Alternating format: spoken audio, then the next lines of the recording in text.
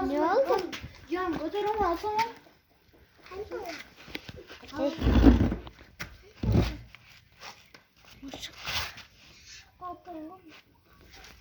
Hani takal koydu. Şimdi gelip takal kaldırdı. Çıkacak sen de tamam ben de.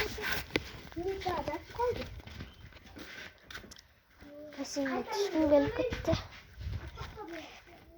Geceden beri şöyle biz.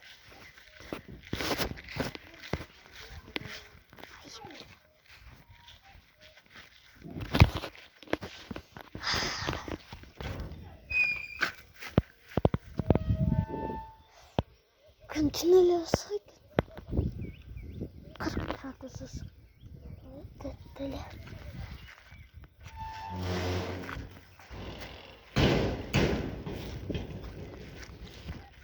Ergal. Cengem ayta örüldü. Başın gitti örüldü. Ha? Sen apan ayttı o. Bir ekilerde başın gitti şukulada. Ne kopardı? Kim ayttı? Bilbey. Kim ayttı? Bilbey. Hafta. Tak. Tak. Ben bunu çeşitledim.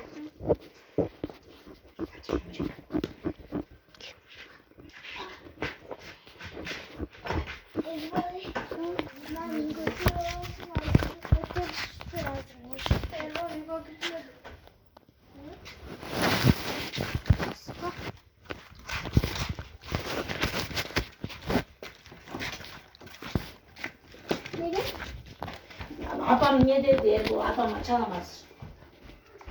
Çocuklar da diyor ya eşi kızı.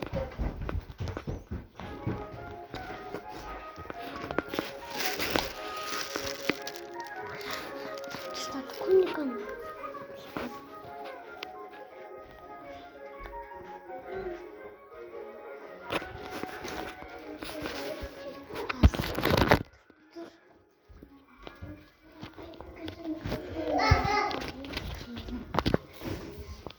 Hey.